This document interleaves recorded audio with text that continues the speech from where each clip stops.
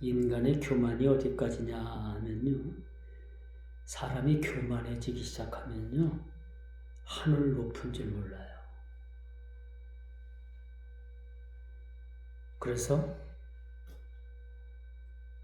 항상 우리는 겸손해야 돼. 겸손해.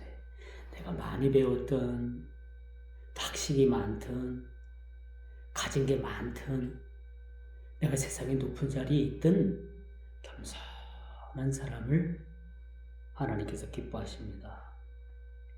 오늘 본문도 이 남유다의 르호보암 왕이 얼마나 하나님 앞에 교만했는가라는 것을 보여주고 있어요.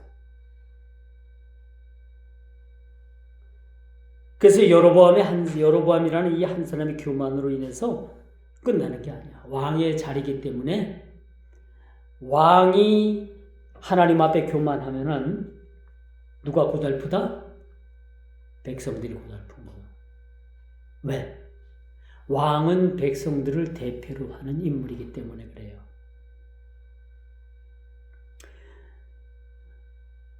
오늘 그럼 여로보암이 왜 교만했던가라는 것을 오늘 본문 1절에 그렇게 말을 합니다. 나라가 견고하여지고, 그쵸? 나라 국방이 튼튼하고 힘도 있어지고, 우리나라가 세계 군사 5위라고 그 허무맹랑한 소리를 해가지고 실제는 5위가 아니에요. 핵폭탄을 가지고 있는 나라가 6나라인가 7나라인데 그 나라가 군사력이 더 센 거야. 우리나라는 핵폭탄 없어요. 재래식 무기만 가지고. 근데 그게 세계적인 어떤 권위자에 의해서 5위가 아니라 그냥 일개의 검증도 안 된 사람이 조사를 한 바에 의해서 세계 5위라는 거야. 그래서 제가 유튜브 방송 샤르레 군사연구소라는 그 이재환 그분을 제가 그분 방송을 잘 봐요. 그분이 그 전에 그런 소리를 했어요. 제발 좀 우리나라 군사력이 세계 5위라는 말 하지 말라고. 이건 어디에 근거에도 없는 얘기라고. 그런 얘기를 하는 걸 봤어요. 그런데 오늘 남유다의 르호보암이 왜 교만해졌는가? 오늘 1절이 그걸 다 해답을 우리들에게 주고 있어요. 나라가 견고하고 세력이 강해지매 그가 뭘 버렸다? 여호와의 율법을 버리니 온 이스라엘이 본받은지라. 그가 교만해졌어요. 자, 이제 내가 하나님 도움 없이도 이 나라가 견고하여지고 또 국방이 세계 몇 위 안에 들고 강하여지니까 야, 이제 우리가 하나님 말씀 없어도 그분이 우리를 보호하지 않아도 우리는 스스로 할 수 있다. 라는 이야기가 오늘 본문 1절에 나와요. 1절에. 내 얘기가 아니야. 내가 보탠 얘기가 아니고 오늘 본문 1절에 왜 르호보암 왕이 교만했는가? 이렇게 교만했을 때, 즉 나라가 견고해지는 것이 저들에게는 죄악의 첫 출발이 된 거야. 죄악의 씨앗이 된 거야. 그래서 하나님께서는요, 이 사람을 부자가 되게 하고 싶어도 부자가 안 되게 하는 일이 있어요. 이 사람을 건강하게 하게 하고 싶어도 다리는 낙타 무릎이에요. 견고해. 코끼리 다리 마냥 튼튼해. 그렇게 만들어주면 얼마나 좋아. 근데 그렇게 안 해주는 이유가 있는 거야. 교만해질까봐. 높은 자리에 올려주고 싶어도 하나님께서 높은 자리에 안 올려줘. 왜 그럴까요? 교만해질까봐. 오늘 본문이 바로 그런 얘기입니다. 근데 세상 사람들이 이걸 복이라고 해요. 맞아요. 복은 복이에요. 세상적인 복이에요. 그러나 우리가 조심할 게 있는데 이렇게 하나님께서 복을 주시면 주실수록 우리는 겸손해야 된다는 거예요. 겸손하지 못하면 이것이 다 우리에게 뭘로 돌아온다? 화로 들어오는 거야. 화가 되는 거야. 세상적인 복이 우리들에게 있어서는 이것이 엄밀히 따지면 독배를 마시는 거나 마찬가지인 거예요. 독배. 그렇죠? 그래서 오늘 본문을 보면서 우리가 이런 교훈을 얻어야 돼요. 인간의 교만은 끝이 없는 법이다. 자꾸 사람이 교만해지고 하면은 나중에는 뭐예요? 자기가 하나님같이 되려고 하거든. 헤롯 왕이 그 주위에서 당신이 하는 말이 곧 신의 소리 같다. 응? 그러니까 이 헤롯 왕이 욱줄해가지고 뭐예요? 교만해졌어. 그러니까 하나님께서 벌레를 보내셔가지고 그 충을 헤롯 왕 몸속에 싹 집어넣으니까 헤롯 왕 속에 들어간 그 곤충이 벌레가 헤롯 왕의 살을 갉아먹었어요. 그래가지고 헤롯 왕이 죽었다니까? 이것도 내 얘기다. 아니에요. 성경이 다 있는 얘기예요. 인간이 교만해지면 하나님께서 낮추시는 방법이 있는데 그 낮추기까지 헤롯 왕처럼 벌레가 그 몸속에 들어가서 갉아먹어서 죽는 경우도 있다고 말씀드릴 수가 있는 거예요. 그래도 여러분 교만해지겠어요? 그래도 여러분 교만한 눈을 가지겠어요? 아니잖아요. 우리 예수 믿는 사람들은요, 예수를 믿으면 믿을수록 깊은 신앙 가운데 들어가면 들어갈수록 겸손해지는 거예요. 나보다 남을 낮게 여기는 마음. 이게 겸손한 마음이에요. 이 겸손하지 못하면은 내가 하나님보다 높은 자리에 올라가려고 하는 거예요. 내가 하나님 머리 꼭대기에 올라가 있어. 이건 교만의 극치가 되는 거예요. 오늘 본문을 보니까 르보암 왕이 되고 나서 3년째까지는 참 잘했어. 3년째. 근데 3년이 지나고 4년째가 되니까 이 사단이 난 거야. 응? 이게 사람이 처음부터 끝까지 다 잘할 수는 없어. 사람이기 때문에 살다 보면 실수도 하고 살다 보면 실언도 하고 살다 보면 죄도 짓고 그게 사람인 거예요. 그래요, 안 그래요? 여러분 죄 안 짓고 살아요? 죄 안 짓고 살아? 죄 짓고 살아요. 죄 짓고 살아. 근데 오늘 르호보암 왕이 3년까지 잘했는데 4년째부터는 이 짓거리가 난 거야. 오늘 본문 한번 읽어보세요. 그의 마음속에 어떤 마음이 들었는가? 이제는 하나님 없이도 나라가 잘 굴러가겠구나. 그런 생각을 가진 거예요. 굉장히 위험한 얘기죠. 굉장히 위험한 겁니다.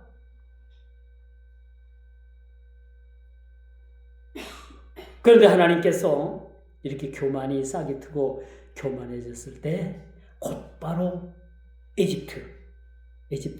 제가 지난 1월 달에 에집트를 갔다 왔잖아요. 에집트의 왕 시삭이라는 왕을 예루살렘으로 보내는 거예요. 참 놀랍죠. 이처럼 하나님께서는요, 우리가 잘한 일이든 못한 일이든 그에 따라서 모든 일들을 다 준비하고 계신다.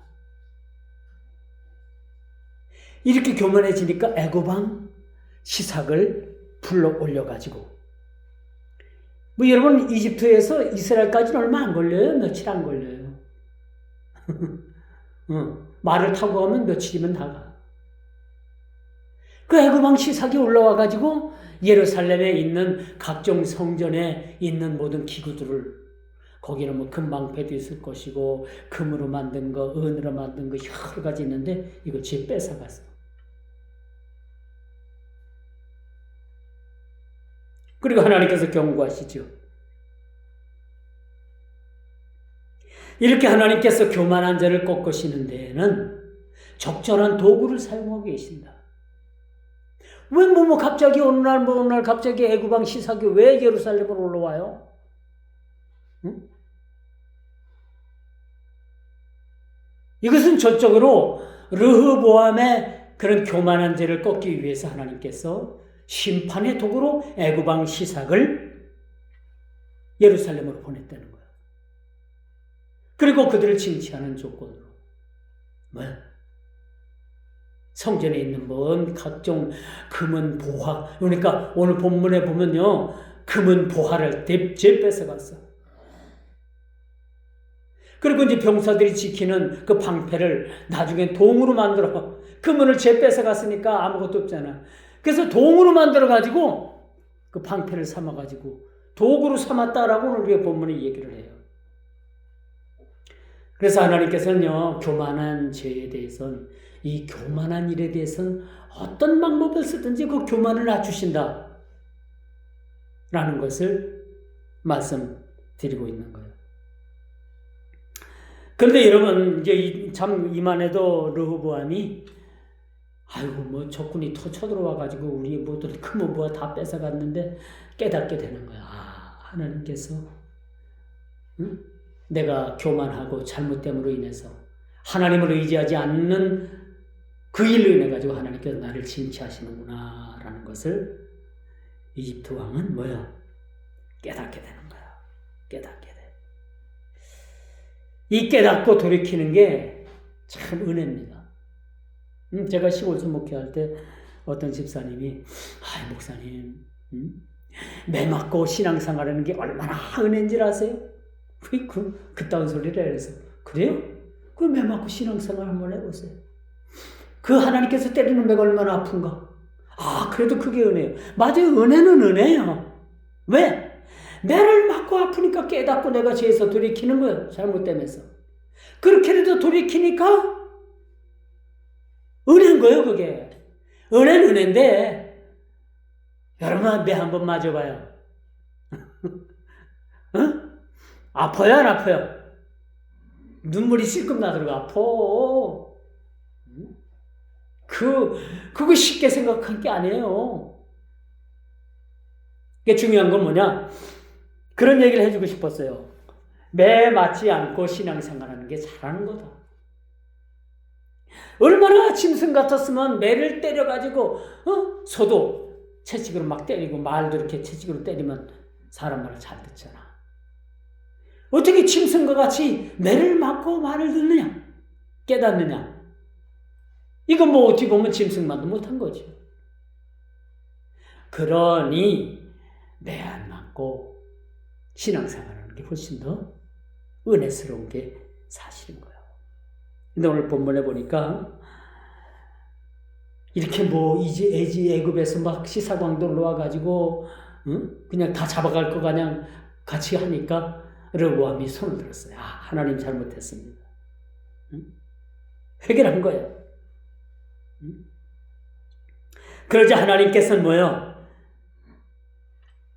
이스라엘을 유다를 징계할 그 일들을 멈추고 물렸던 거예요.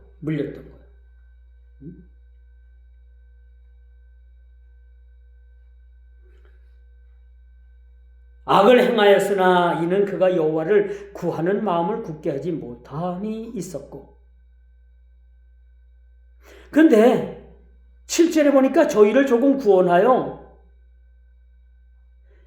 르호보암이 하나님 앞에 회개를 했는데 자기 자신의 그 죄를 인정을 했는데 철저하게 인정하지 않은 거예요.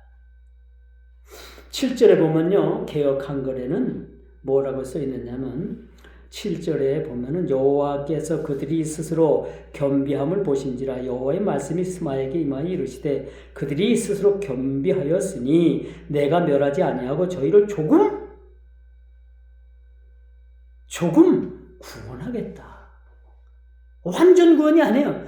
조금 구원하겠다. 저들 하는 거 봐가지고. 근데 개역 한글에 보니까 르호보암이 대충 여기는 조금이라고 구원했는데 여로보암이 대충 하나님 앞에 회개했던 거예요. 그래도 하나님께서는 그 회개하는 마음을 받아주셨고 7절에 보니까 그들이 회개한 만큼 조금 저희를 구원하였더라. 그 하나님은요, 행한 대로 갚아주시는 분이야. 사람이 무엇으로 심든지 심은 대로 거두리라. 이게 인과응보의 법칙인 거예요. 이건 진리예요. 변할 수가 없는 거예요.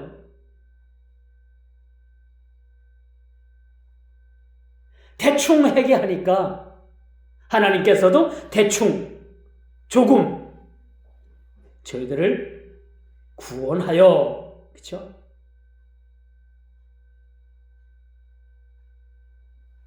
근데 14절에 보니까 오늘 읽진 않았습니다만은 14절에 보니까 르호보암이 악을 행하였으니 이는 그가 여호와를 구하는 마음을 굳게 하지 아니함이었더라.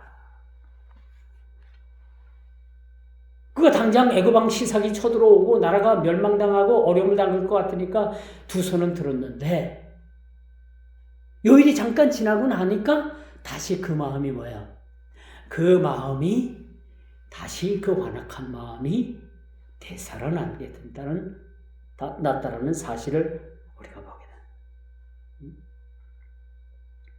아주 7절 제가 다시 말씀드립니다만 저희를 조금 구원하여 개역 한글에는 이렇게 표현합니다. 대충 구원하여. 하나님께서도 행한 대로 갚아주시는 거예요. 근데 르호보암이 왕이 되기까지 그의 신앙이 왜 그 모양 그 꼴밖에 안 됐느냐? 여러분 뭐라고 생각해요? 그 가정을 잘 들여다봐야 돼. 르호보암의 어머니가 누구냐? 르호보암의 어머니가 누구냐 하면은 암몬 여인이었어요. 암몬 이방 여인이었던 거예요. 13절에 보니까 여로보암의 모친이 소개되는데 솔로몬의 여인이기도 했죠. 이 여인의 신상이 암몬 여자였다. 이방 여인이었던 거예요. 그리고 이 여인은 암몬의 가증한 우상 밀곰을 숭배하던 그런 여인이었어요. 이런 어머니 밑에서 그가 뭘 배웠겠느냐는 얘기예요. 뭘 배웠겠느냐.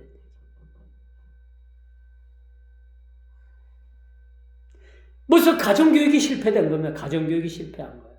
철저하게 하나님의 말씀에 의한 그런 교육이 아니라 말씀으로 자라난 그런 믿음의 자녀가 아니라 이미 그 어머니의 영향을 많이 받았다는 거예요. 이러니 이 사람이 신앙도 그냥 거의 반반이라고 봐야 되겠죠. 그러니까 7절에 대충 조금, 대강, 대충 해.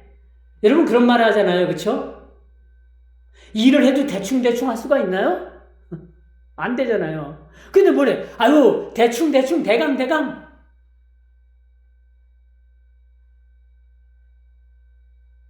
그건 말이 안 되잖아요. 그런데 르호보암의 신앙이 대충, 대강. 그러니까 하나님께서도 그의 행위를 보고서 조금 구원하였더라. 조금만 구원하였더라. 이 13, 14절에 보니까 왜 그가 그럴 수밖에 없었는가?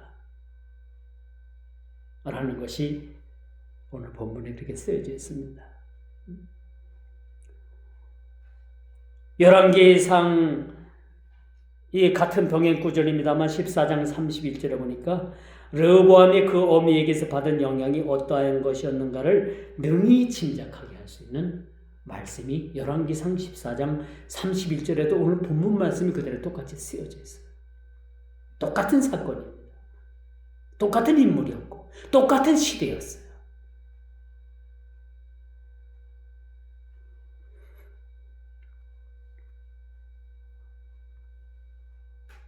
율법을 버리고 하나님을 버리며 하나님 없이도 잘 될 수 있다는 그 생각. 오늘 역대하 기자는 12장 1절에 르호보암의 신앙 상태를 그대로 기록을 하고 있는 거예요. 잘 읽어보세요.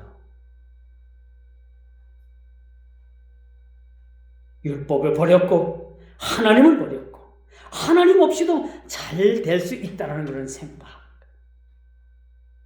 그 생각이 그를 결국은 12장에 보면은 르호보암이 죽어요. 죽는 장면이 나와요. 인생을 그렇게 살다 죽은 겁니다. 인생을 그렇게 살고 끝낸 거예요. 불쌍하지 않아요? 여기서 얻는 교훈이 뭐냐? 우리는 이렇게 살아서는 안 된다. 우리는 죽음 앞에 서는 그날까지 하나님 앞에 온전한 인정받는 그런 믿음의 신앙. 대충, 대강, 조금 구원이 아니라 완전한 그런 삶을 우리가 살게 달라고 기도할 뿐만 아니라 최선을 다하는 그런 믿음의 신앙인이 돼야 되겠음을 이 시간 여러분 모두에게 부탁을 드리면서 말씀을 맺도록 하겠습니다. 기도합니다.